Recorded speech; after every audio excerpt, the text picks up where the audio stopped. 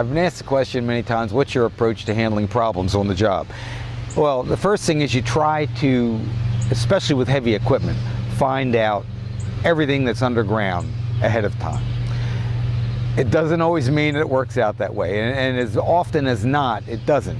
A person will say there's nothing there, and Miss Utility doesn't have it marked.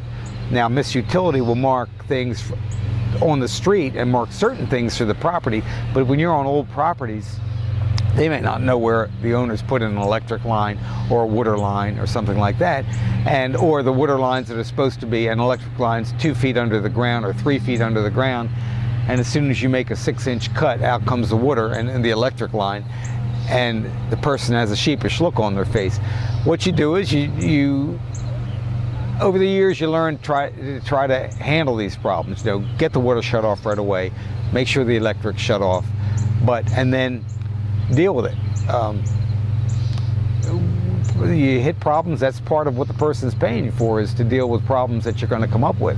If you hit rock on a job, when you're in an area where you know there's a lot of rock, you generally will put a clause in, because, you know, I've had jobs where I've had to cut an extra foot, and I've hit big boulders that are huge, where it was included in a $1,000 day. The person knows it's cost them $4,000 by the time they get the rock out, because you have to get special equipment to come in if they still want the grade at that level.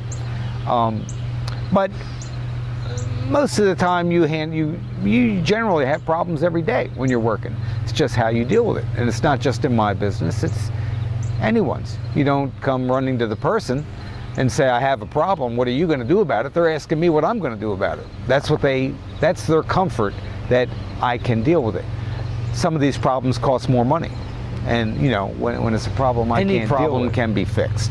It's just a matter of how difficult it is, and when it is something that the person had forgotten about, often that happens. You know, they get this sheepish look on their face and they've forgotten about it. But when you're working in the city, where there have been multiple houses built on top of foundations, different foundations, you know, the parts of the city that were settled in the 1700s,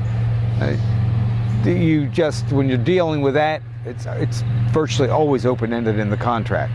How many sets of footings are you going to hit when the person wants you to excavate for a house? Are you going to hit an old well that nobody even knows about? Are you hitting old septic tanks that nobody knows about, that were built, you know, 4 generations ago?